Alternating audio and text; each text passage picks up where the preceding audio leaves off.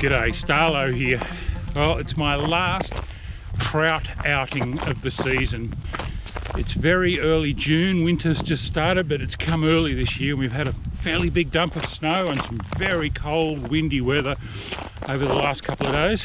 Today, the sun's out, the snow's still on the ground, it's -7 degrees, and I'm walking down through the snow and ice to the Yucumbene River for my last shot at the trout for this fantastic season that we've had. Let's see if they'll play today. This is going to be interesting, this next bit. Might be better off in the snow, I think. Oh, much better.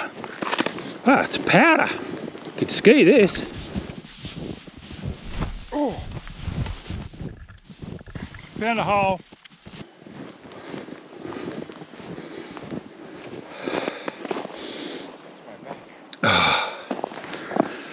Morning. Morning. How'd you go? Very good. It's a bit quiet apparently. It is quiet. The trout fishing at this back end of the season can be rather hit and miss. It's very much dependent on runs of fish up out of the lake, which tend to coincide with rises in river level. When all this snow melts, if it does, they'll likely run. But for now the fishing's tough, as is rigging up with frozen fingers. Eventually I get it all together and start Euro-nymphing a likely stretch with a weighted glow bug and a little nymph on a dropper. It's important to thoroughly cover the water and to watch that swinging leader butt like a hawk for the slightest stop or twitch. I put in heaps of casts and eventually I find one. All right, got one. It's taken a while. Nice active fish.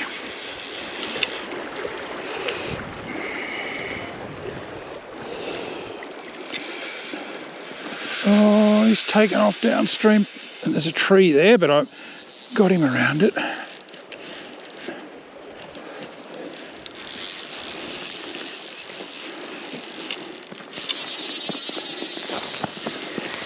This feels like a really solid trout and it makes a couple of big boils on the surface as it powers downstream. Oh, he's in that current. Oh, and he's gone. Damn.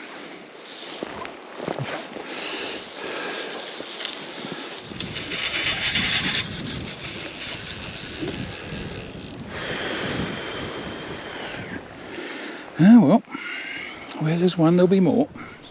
But as it turned out, there wasn't, and that was to be my last hookup for the season. A somewhat disappointing way to wrap things up, but to be honest, I can't really complain. It had been a ripper of a trout season, the best I can remember in decades. As I packed up for the last time, I couldn't help reminiscing about the wonderful fishing I'd enjoyed in spring, summer and autumn. For me, this had been an especially memorable season because it was the one where I taught myself to Euro-nymph, a relatively new style of fly presentation that's taking the fly fishing world by storm. It's a deadly technique, and although I still have plenty to learn, it's already transformed my fishing and caught me lots of trout, many of them from water I'd otherwise probably have walked past. I've done a series of videos on my Euro-nymphing journey, so please check them out if you're interested. It's definitely a skill worth adding to your fly fishing repertoire.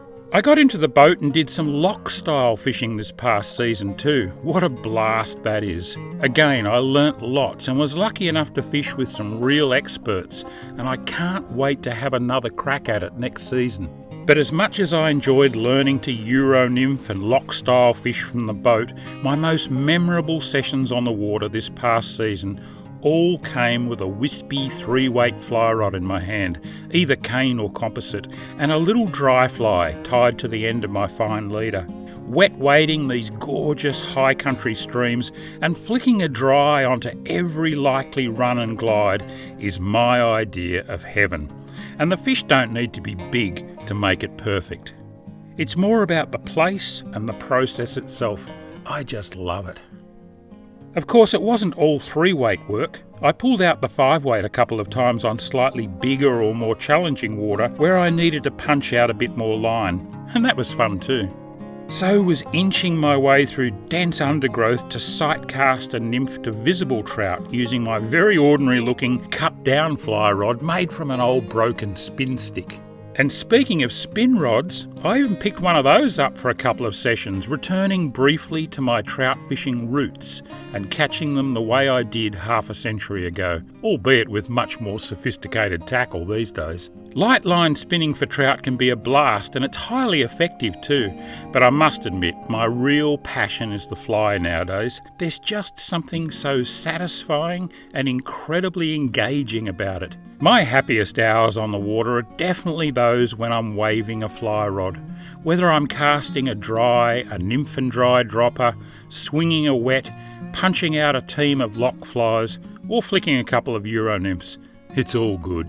As the season of 2021-22 finally began to wind down, I even enjoyed some productive early spawn run fishing on the lake feeder streams, before the snow came. I'll willingly admit that this is not my favourite way to catch a trout, but it often produces the biggest fish of the year, and it's a great way to extend your season by a few weeks when you're just not quite ready to pack the gear away for winter. Looking back now, I think I'd have to call this past trout season my favourite yet. Mild weather and lots of rain kept the streams full, the waters cool, and the trout biting, even through months that are usually tough on our mainland Aussie waters. Who knows what the next season will bring, but one thing's for sure, for as long as I can walk, wade or sit in a boat and swing a rod, I'll be out there having a crack. Until next time, tight lines.